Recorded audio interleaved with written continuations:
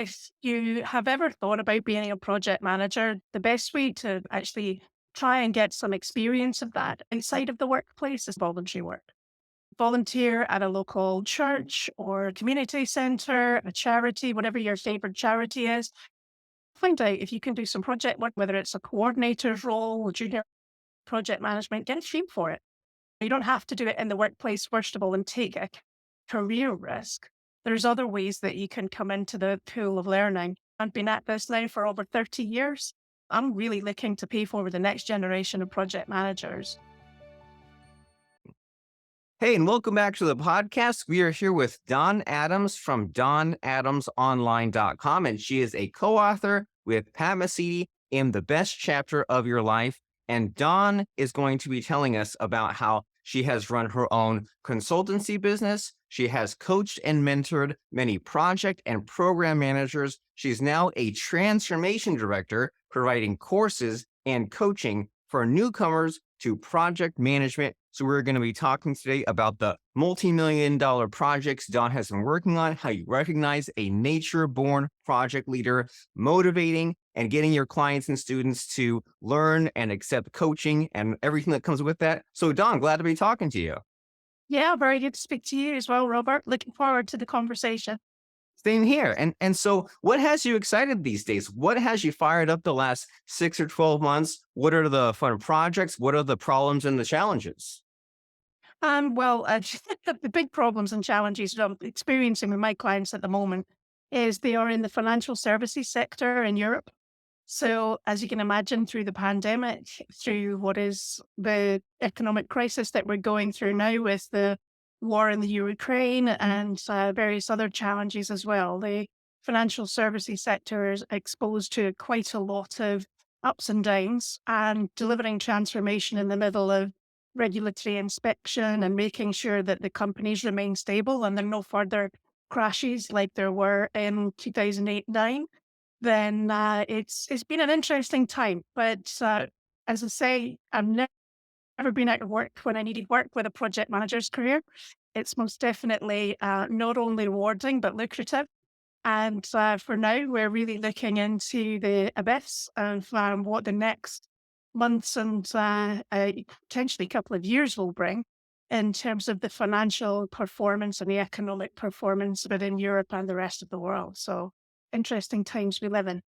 Yeah, and it seems like it's never really slowed down or going to slow down, right? It seems like there's always just some kind of problem that's in front of us, whether it's with like quantitative easing or artificial intelligence in the future or the current crisis. It's like we'll never get a break. It will only speed up. But as you said, that's good for someone in your profession because it keeps you employed and keeps you working on sort of these challenges. And so can you tell us kind of what your typical person is when they come and find you? Where are they stuck? What's their problem? And then what's this sort of transformational change all about to get them where they need to go?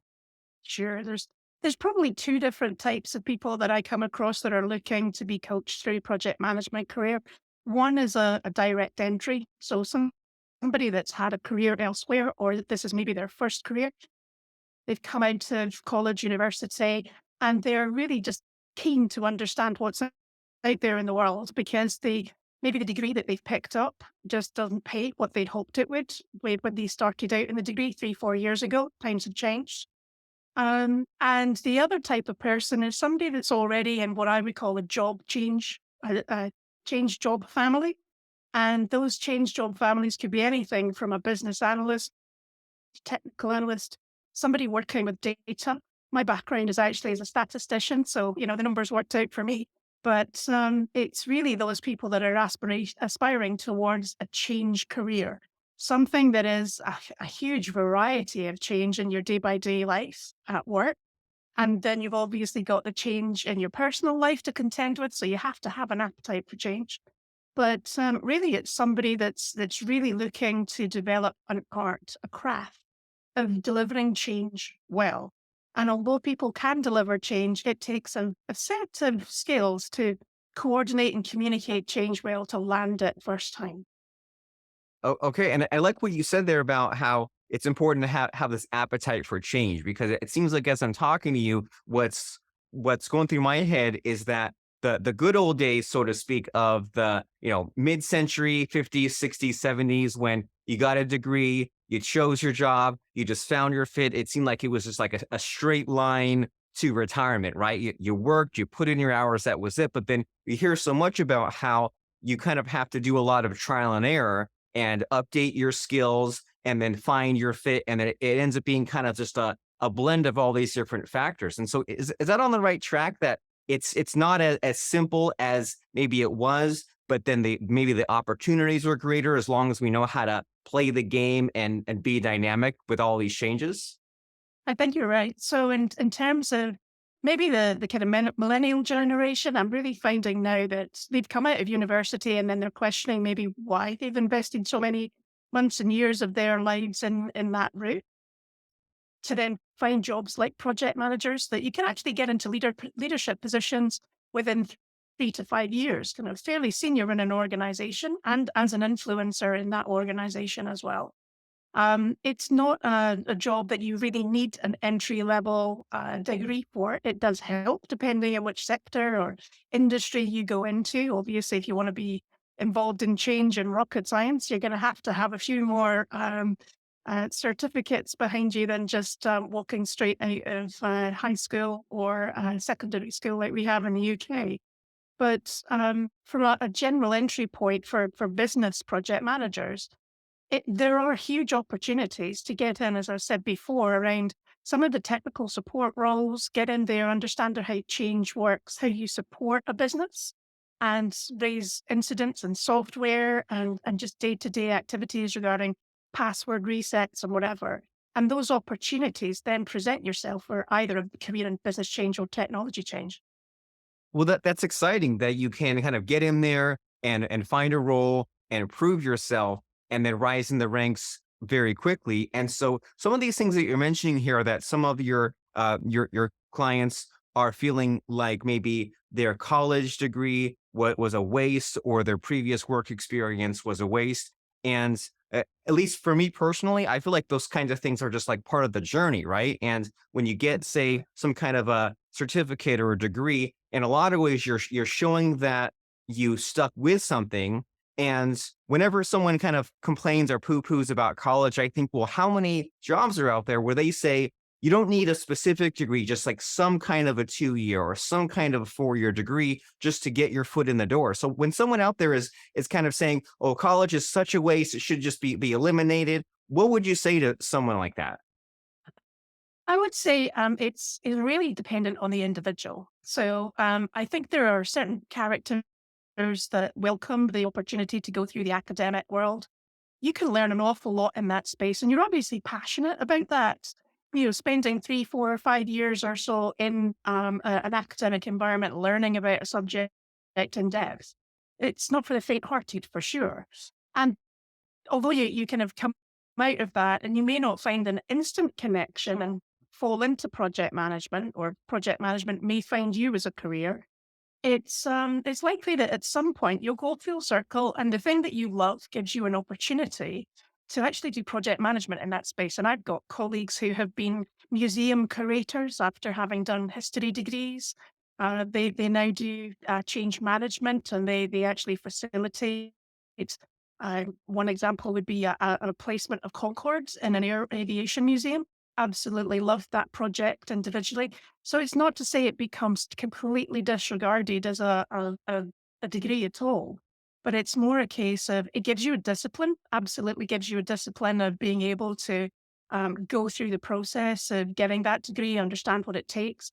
And actually, there's a lot of similarities in project management as well. So if you think about writing your theses, you have to kind of build huge business cases, multi-million-dollar business cases for some of the projects that you do, which does require you to be very eloquent, very impactful, and very clear about your end goals and outcomes for the program. It's not something that companies do to sign off 400 million, 500 million pounds for spend in a couple of years without believing that you've got the commitment behind you. So I would say the degree is never wasted. And you're tapping into something, an interesting idea here, in that it's easy to see your profession as something that's dull and boring, right? You can say, oh, well, a project management or academia as if it's something that is like the most dull subject in the world. But you've been saying here that, well, you can get into a field that you're really passionate about or work in an organization or solve a problem that in itself can be very exciting. And I mean, I'm sure that you and I both, Don, have sometimes sat at a computer and said, this is so boring. I'm sitting and there's a keyboard here and I'm talking to, we're literally both talking to a wall, right? But then the subject within it is then can then become exciting. And so have you ever struggled with anything like that? Like with some of these really like businessy, like corporate professions, it's really easy to fall into the blandness. So have you fallen into that, or do you have any tips for us to get excited and passionate and reinvigorated about some of these projects? I think generally for me, I'm actually more of a category of a generalist in project management. I really enjoy the technical change. I grew up in systems integration, so I do understand the bytes and the boxes and the servers and the blades and everything else that is technical. And then I moved into business change over a number of years, and now I do a hybrid of both. So I do a lot of acquisitions and mergers for large corporates and manage those teams.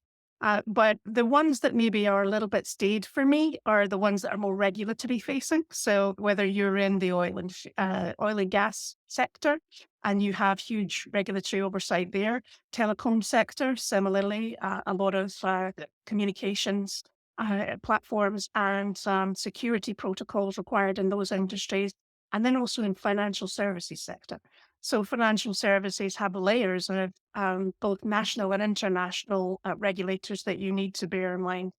So from my point of view, when I first started out in financial services sector, I'd come out of public sector. And the irony there is they always fill out things in triplicate. But from a point of view of financial services, there were so many at that time competing pieces of regulation which have now largely been standardized across the regulators. But to get passionate about that for me is quite easy as a generalist because I love to pact positive change. So I like to see something that lasts over time, which takes me down the communications route. I like to talk to people, take them on a journey, tell them where they'll be at X point in time, and then hopefully get to a point where they've landed the change well. But you do come across change protagonists, and those are probably the hardest people to overcome when you are in a regulatory project. And I think part of the hints and tips of kind of guiding those types of project are key. And it really is a case of those probably more staid types of project, regimented projects, actually serve you massively in your future projects because it gives you a big information bank of things that you actually log in the back of your mind. When you come onto your next business project, which is largely facing to the customer, you have those regulatory rules locked in your memory. And that makes you much better at serving your business stakeholder and your business customer. So I always think about paying forward to future projects when I'm in a project that's maybe not as smooth or as joyful as maybe I would like it to be. It's just think about maybe how that can pay forward in the future and how you'll be able to positively influence maybe somebody that isn't in their sweet spot as a business leader and the information you'll be able to share with them. And that's interesting to think about that some of these transferable skills that you and I have picked up from our various lifetimes and career changes that it applies to the past as well as the future, right? You're solving a problem in the present day and you think back to something you did 10, 12 years ago and you're like, "Oh yeah, I it was hard then, but I picked up that skill figuring out the server infrastructure and the blades and the networking and whatever, like something that was just like such a drag years ago is now something that you can apply now, but that also applies into the future. That if you're struggling at the moment, frustrated, trying to solve some sort of a problem, butting heads with someone else, well, once you break through, then these skills you're picking up now will then pay off into the future. And you mentioned a few things that are just kind of interesting to think about and kind of percolate in the brain, just as far as when you're around other people and you're helping solve other people's problems, then that is a way to get excited. And that sometimes you may kind of adopt some other kind of persona, right? You're in this career and you figure out these skills and then you switch gears, but you might also kind of go back. And once you've seen the big picture, you might say, well, I was in this career A and then career B. And then after a while, you might find a way to merge the two and become like a completely unique person and really solve kind of a different problem in the marketplace. And so you've clearly been around and you've seen lots of interesting things and helped lots of interesting people. So now it's story time. Do you have any fun stories to share with us, like success stories or problems of facing challenges with yourselves or with your clients? Any fun stories come to mind to really like solidify what we're talking about today? Fun and projects. Let's have a think about that. I think one of the best things about being in projects, possibly not fun, but actually one of the best kickbacks of being a project manager and a program manager is the people you meet. The best teams that you come across are just completely out of the blue. You build such firm friendships going forward. And I would say that from a client perspective, I have collected clients over the years that we're still friends now. Some of them even turned up at my wedding a few years ago. And then the friendships as well, even as close as kind of last year, early this year. We had a group of maybe 5 or 6 on an outsourcing program, and they were just the best people. And I'd actually brought 3 of them from previous projects onto this project because they were just the best fit. And I think that's probably the best fun you can have is building your own A team. I love to be able to impress the client by the fact that when I move as a leader, the team moves with me because they just know what the drumbeat is. They just know how things work. And you only get that through trying and testing relationships. And it's lovely that those people trust me enough to be able to follow me client to client when I ask them to come. They usually do. But I think that's greatest fun is just working with your friends and people that become friends over time.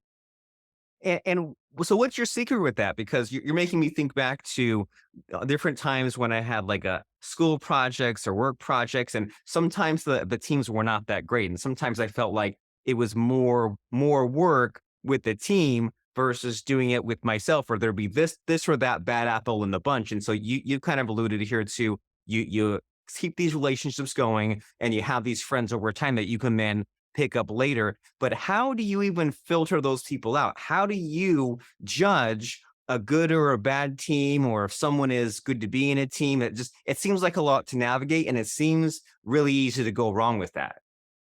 Yeah, I think you have to be a very good reader of people to start with. Knowing who the hard workers are and the people that aren't just people that put long hours in, they actually know what the outcomes are and the slickest way to get there. Those are great people to get on your teams anyway. But I always try to make things fun on a day basis. So if we have a daily roundup call or a start of day call, I always try and put some fun and some humor in there. Bizarre things become, the favorite chat item of a team. I think in our last team it was donuts, and there was a big donut debate whether it was a filled donut or a ring donut. So again, I think it's more a case of just having time to be very serious to deliver these multi-million-pound outcomes for your client, but also know that there's people at the end of change. Because if people that deliver projects, they don't just deliver themselves. It's not a plan that delivers a project. There's no way on earth the plan is ever current enough once it's written to actually be the thing that you all corral around. The people are what look at the plan and they provide the insights. And if you don't have fun with them along the way, then they won't come back and they won't, corral around you as the project lead. But for me, I think the skills that I look for in people are honesty. Never be afraid to either bring up a potential new path or solution. Never be afraid to bring up a problem or something that's broken and they can't fix it themselves. But also just to play all out, it really is just a case of you're at work a long time each day and each week.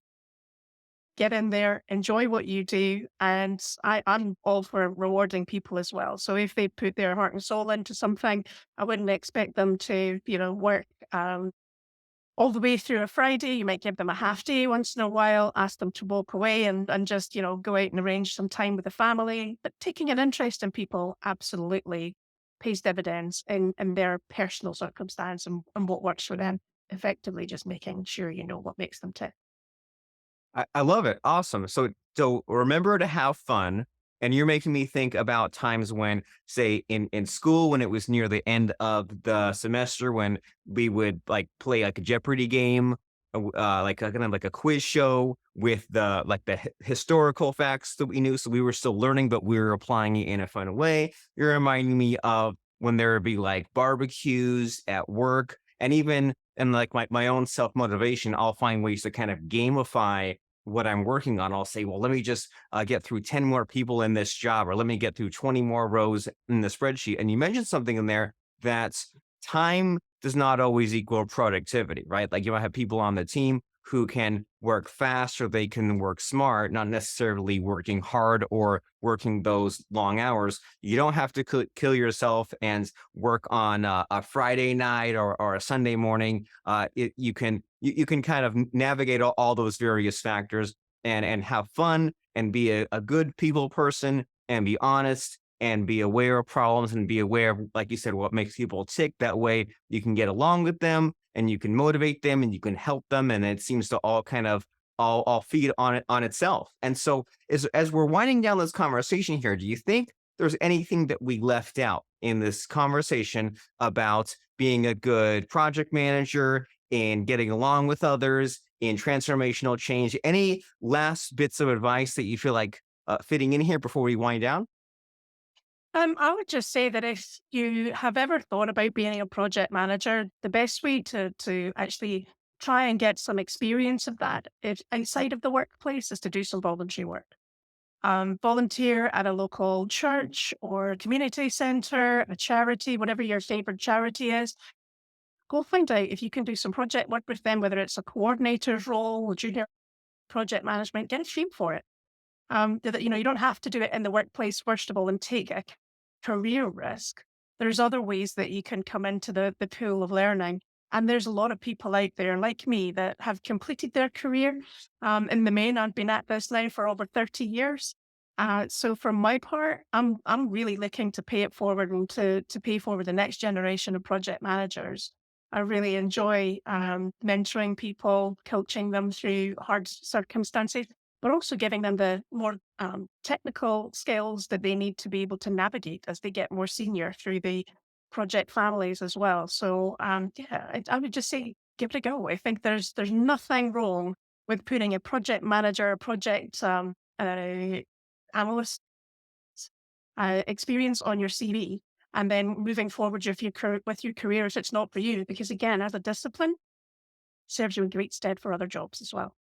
I think that's a really good idea that you don't have to necessarily take that long-term risk of switching careers. You can do this thing on the side, help out some cause, some nonprofit, some organization, and see how you like it and see the benefits more immediate and upfront than you might see in a career. And then it makes a great line item on the resume there, and maybe even something that can stand out. If your competition for some new job position is just academics and work experience, and you can say that you worked on some nonprofit or some other fun kind of causes there, then that can be a thing to make you stand out, to make you feel good. And even as you said, this is even something that can be done later in life if you're approaching or have reached retirement and the money making part of your life for a large part is over, and now it's time to give back and to help the world be a better place than it was than when you arrived here.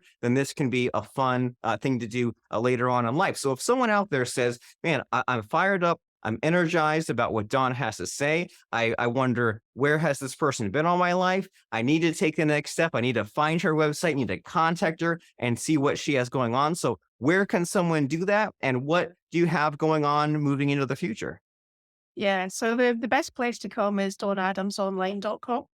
So we are about to launch a new project course there, an 8 module course, which takes you through the various stages of the skills and capabilities that you need to learn as an entry level project manager. And at the turn of the year, we've also got some more courses coming online as well regarding more specialized skills. I'm particularly finding some of the project managers that are going up into program manager level, seniority, They are requiring more support in terms of financial management. So some of those numbers are quite large when you get to program manager level. So you're talking about the hundreds of millions. And it's really building that confidence as to how do I step out of the tens of thousands, hundreds of thousands, and add a few more zeros onto the back of the budget. How do I even dream about managing that? So we've got some skills in those spaces coming up on a kind of less core space, but more module, bite-sized learnings. And there'll be a lot more happening next year as well. So best place is donadamsonline.com.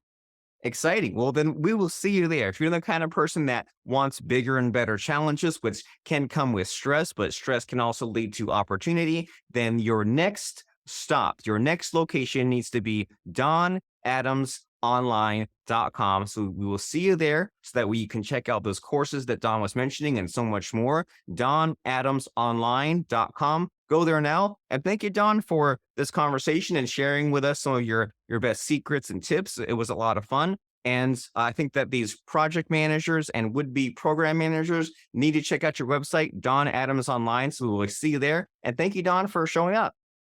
Oh, thank you so much, Robert. Great to talk to you today.